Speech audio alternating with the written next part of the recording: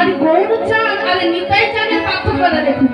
আমার গৌরচাঁদের থেকে নিতাই চাঁদ হলো বড়, শুধু বড় নয়, তিনি অভিজ্ঞতাতে অনেক বড়। তিনি গৌরচাঁদের থেকে আমার নিতাই চাঁদ হলো 11 বছরের বড়, 11 বছরের বড়। শুধু বড় নয়, আমার গৌরচাঁদ যেসব পরিভ্রমণ করতে গিয়েছে তার আগে নিতাই চাঁদ কিন্তু পরিভ্রমণ করেছে।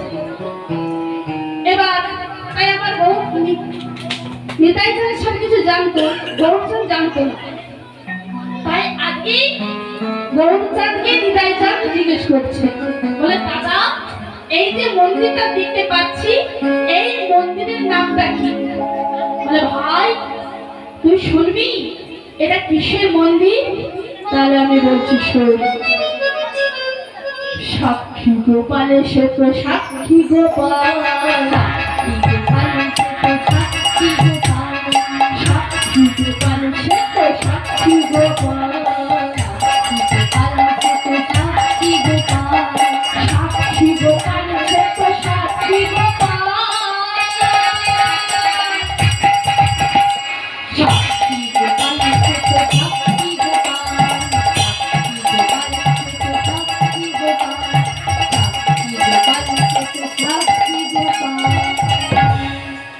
সাক্ষী গোপাল, আচ্ছা দাদা সাক্ষী গোপাল কেন শুধু গোপাল হতে পারলো না, সাক্ষী গোপাল হয়েছে মানে?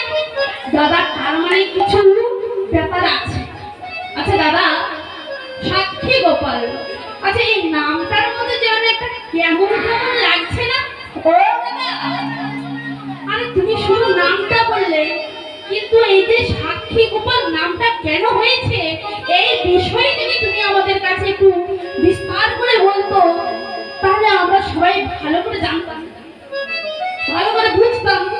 তা দাদা তুমি যদি কিছু না মনে করো তাহলে আজকে রাতটা এই মন্দিরে আমার কিন্তু কাটিয়ে দেবো। আর তোমার বদল থেকে এই যে সাক্ষী গোপালের নামটা কেন হলো, কি করে হয়েছে, তাই তোমার মুখ থেকে আমরা সবাই শ্রবণ করবো।